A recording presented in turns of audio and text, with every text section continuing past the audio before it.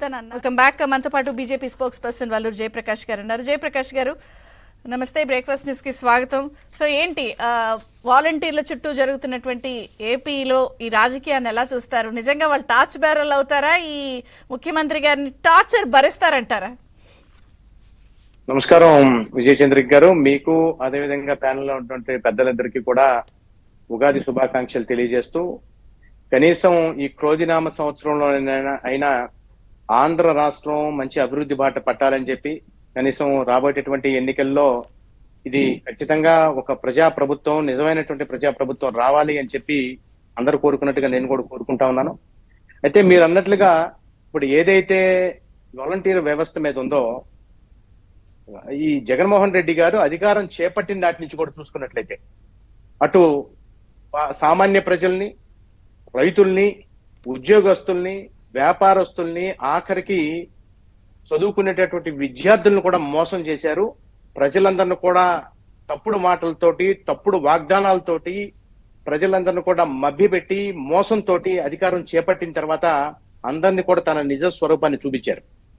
ఇవాళ అదే రకంగా మనం వాలంటీర్ వ్యవస్థను కూడా అవసరమైనంత కాలం వారందరిని కూడా వాడుకొని ఇవాళ వాళ్ళ యొక్క భవిష్యత్తు జీవితాలని అయోమయంలో పెట్టి నెట్టేసినటువంటి పరిస్థితి మనం చూసాం. అసలు మనం ఆలోచించవలసినటువంటి ముఖ్యమైనటువంటి విషయం ఈ సందర్భంగా ఏమిటంటే, వాలంటీర్లు అసలు ఎవరికి కావాలి, దేనికోసం వాలంటీర్లని నియమించుకున్నారు? వృద్ధులు, వికలాంగులు, మహిళలు ఎవరన్నా రాలేనటువంటి పరిస్థితిలో ఉంటే వారికి సహాయం చేసేదానికి ప్రభుత్వం నుంచి ఒక వ్యవస్థను ఏర్పాటు చేస్తే బాగుంటుంది. కానీ అట్లా కాకుండా కనపడిన అందరికీ కూడా మేము తీసుకెళ్లి చేస్తున్నామంటే ప్రజల్ని బద్దకస్తులుగా తయారు చేసే దానికోసం చేస్తా ఉన్నాడు. ఆయన చెప్పేటటువంటి మాట ఏంటి? దానికి ఎక్కడో ఉన్నటువంటి నిరుద్యోగ యువత ఎవరైతే ఉన్నారో వాళ్ళందరినీ కూడా తీసుకొని వచ్చి ఉద్యోగాల్లో మేము పెడతా ఉన్నాం, నెలకు 5,000 రూపాయలు ఇస్తా ఉన్నాం, వాళ్ళ చేత పని చేపిస్తా ఉన్నాం అని చెబుతున్నారు. ఈ సందర్భంగా ఒక ముఖ్యమైనటువంటి విషయం నేను చెప్పదలుచుకున్నాను విజయచంద్రిక్ గారు. చాలా స్పష్టంగా ఒక నాయకుడికి ఉండవలసినటువంటి లక్షణం అంటే, సమర్థత కలిగినటువంటి నాయకుడికి, ఒక అసమర్థ నాయకుడికి ఉన్నటువంటి పరిస్థితి. ఒక అసమర్థ నాయకుడికి చెప్పుకుంటే జగన్మోహన్ రెడ్డి గారు ఇవాళ రాష్ట్రం అంతా కూడా ఏ రకంగా చేస్తా ఉన్నారో మనం చూస్తా ఉన్నాం. ఏదైతే నిరుద్యోగ యువతని తీసుకెళ్లి వాలంటీర్ వ్యవస్థలో పెడతామని చెబుతా ఉన్నారో, వాళ్ళని ఏ రకంగా దుర్వినియోగం చేశారో, ఏ రకమైనటువంటి భవిష్యత్తు లేకుండా చేశారో మనందరూ కూడా ఇప్పుడు మనందరూ పెద్దలమ్మ కూడా మాట్లాడి చెప్పారు.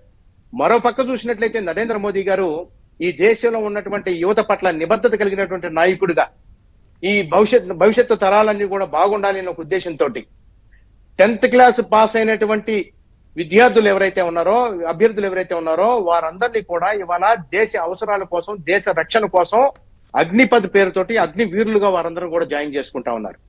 అదే విధంగా వారందరికీ కూడా 4 సంవత్సరాల పాటు కనీస ఉద్యోగ హామీ ఇస్తూ మినిమం గా వారు 4 సంవత్సరాలు పనిచేయాలని, ఆ పనిచేసే కాలంలో కూడా వారందరికీ కూడా మెడికల్ ఫెసిలిటీస్, అన్ని ఇతరత్ర ప్రభుత్వ ఉద్యోగికి ఏమైతే వస్తాయో అవన్నీ కూడా ఫెసిలిటీస్ కల్పిస్తూ, మరోపక్క వారికి సుమారుగా 5,90,000 రూపాయలు యాన్యువల్ గా వాళ్ళంటే సంవత్సరానికి జీతం, అంటే సుమారుగా 50,000 రూపాయలు ప్రతి నెల కూడా 10th క్లాస్ పాస్ అయినటువంటి అర్హత కలిగినటువంటి అభ్యర్థులందరికీ కూడా అగ్నివీరులుగా ఈ దేశ రక్షణ కోసం వారందరూ కూడా రిక్రూట్మెంట్ చేసుకుంటా ఉన్నారు.